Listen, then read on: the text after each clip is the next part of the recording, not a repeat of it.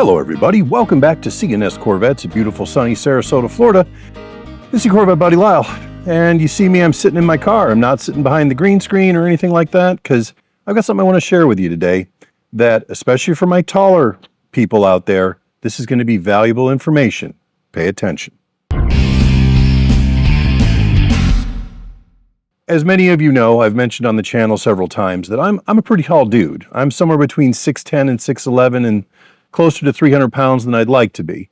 So fitting into any car is always a challenge for me, and it's been that way my entire adult life. So I always had the same strategy, like when I would get into a rental car or a friend's car, seat all the way down, seat all the way back, and then lean seat back as needed.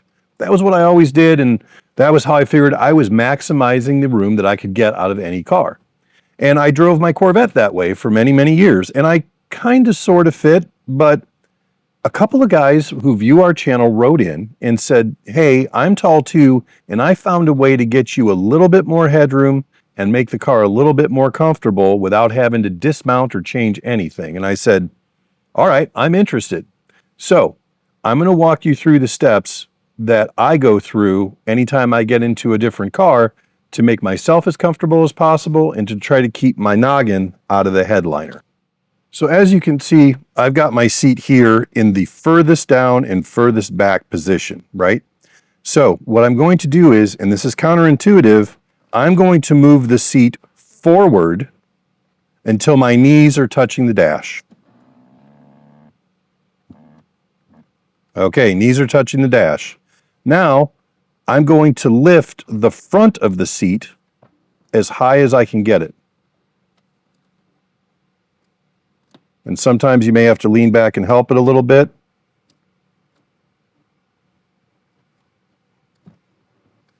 There we go.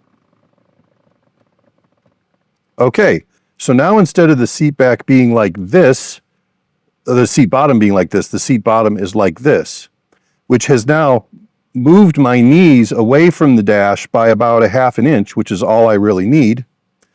Now, that also sits me further down in my chair.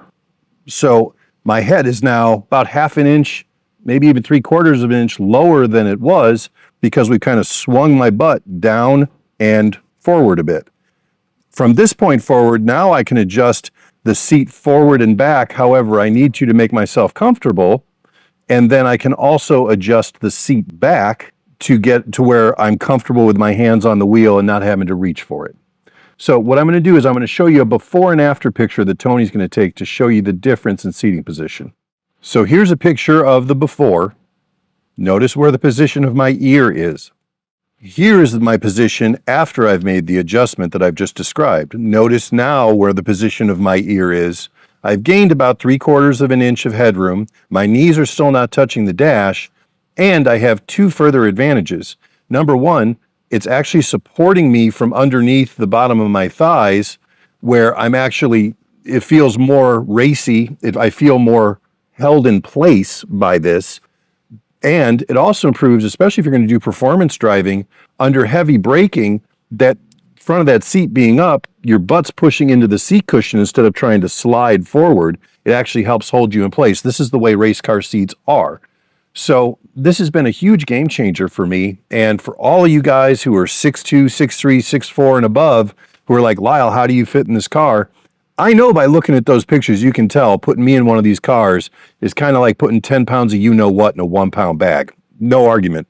But this does make it just marginally comfortable. And all you bigger guys out there, all you taller guys know that just ½ inch or an inch here or there is the difference between being acceptably comfortable or miserable. So if you've tried Corvettes before and you didn't think you fit in them, try sitting in one and doing this and see if it doesn't change your entire outlook on whether you can comfortably drive and own a Corvette.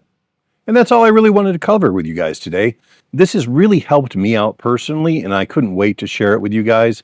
It was kind of difficult to figure out how to show it the best way possible, but I think we've done as good as we could. If you have other questions about how to get more comfortable in a Corvette, other adjustments that can be made that this might not solve, put them in the comments below, and I'll do my best to answer them as quickly as possible. Thank you for watching. Don't forget to like and subscribe. Have a great day.